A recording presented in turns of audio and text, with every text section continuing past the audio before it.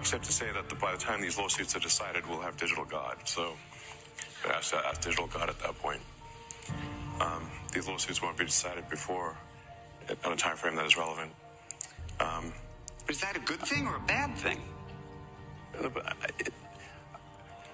I think we live, there's that, I don't know if it's actually a real Chinese saying or not, but may you live in interesting times. Right. It's apparently not a good thing.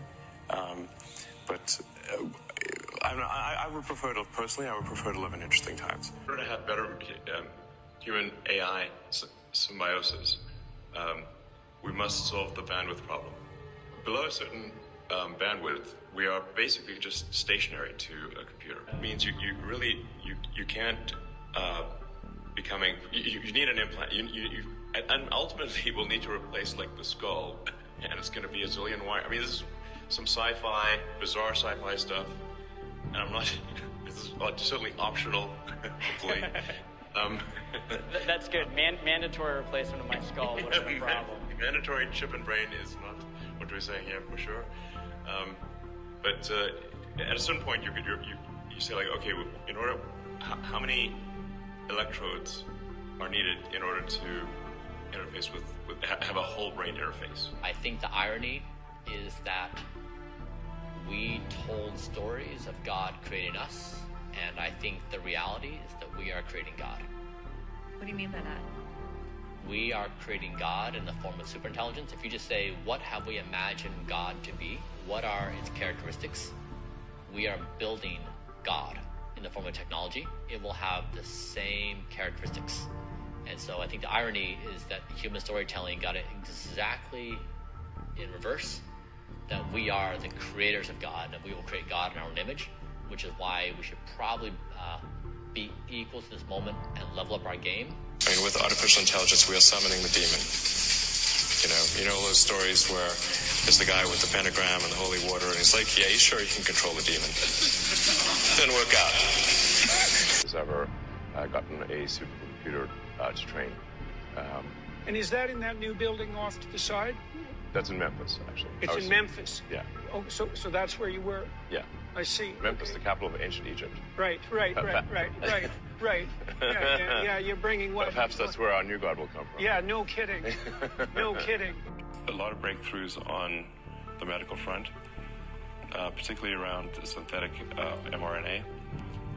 You can basically do anything with synthetic RNA, DNA. It's like a computer program. So, I think with enough, with effort, that's not too crazy. You could probably stop aging, reverse it if you want. You can basically do it. You can turn someone into a freaking butterfly if you want with the right DNA sequence. Revelation 13:16 says the second beast, which is the false prophet, forced all people, great and small, rich and poor, free and slave, to receive a mark on their right hands or on their foreheads, so that they could not buy or sell unless they had the mark, which is the name of the beast or the number of its name. Those that take the mark, that will be your final decision. Because there is no chance of salvation after you receive the mark. There is no chance of heaven. There is no chance of Jesus, of forgiveness. Why?